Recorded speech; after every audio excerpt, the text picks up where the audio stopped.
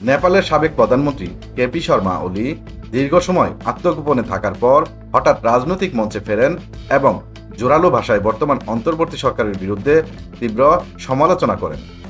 গত 9 সেপ্টেম্বর 3 দিনব্যাপী রক্তক্ষয়ী আন্দোলনের পর ক্ষমতাচ্যুত হন তিনি এবং অনেকে ধরে নিয়েছিলেন তিনি বিদেশে অথবা গোপনে চলে গেছেন। কিন্তু মাস না পেরুতেই কেপি ওলি প্রকাশ্যে এসে দেশীয় রাজনীতিতে ফেরার ঘোষণা দিলেন। সমাবেশে উপস্থিত তার বক্তব্যে কেপি শর্মা ওলি বলেন, অনেকে ভাবছেন আমরা ভিত্তিহীন সরকারের কাছে ক্ষমতা ছেড়ে দেশ ত্যাগ করব, কিন্তু আমি নেপাল ছাড়ব না।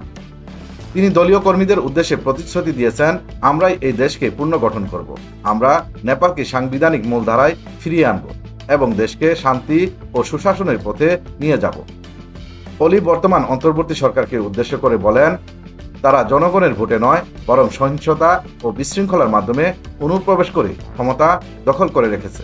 তিনি আরও অভিযোগ করেন, সরকারের পক্ষ থেকে তার এবং মন্ত্রিসভার প্রভাবশালী সদস্যদের পাসপোর্ট জব্দ করে চলাফেরার স্বাধীনতা হরণ করা হয়েছে।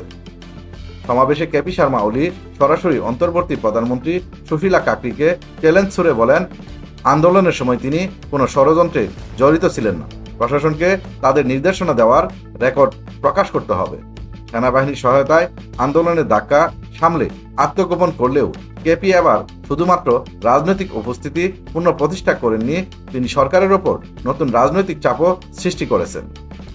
তার এই আকস্মিক আগমন থেকে স্পষ্ট হচ্ছে, যুবা জিঞ্জির বিপ্লবী চাপ থেকেও কেপি শর্মা ওলি রাজনৈতিক মাঠে টিকে থাকার জোরালো সংকল্প দেখিয়েছেন।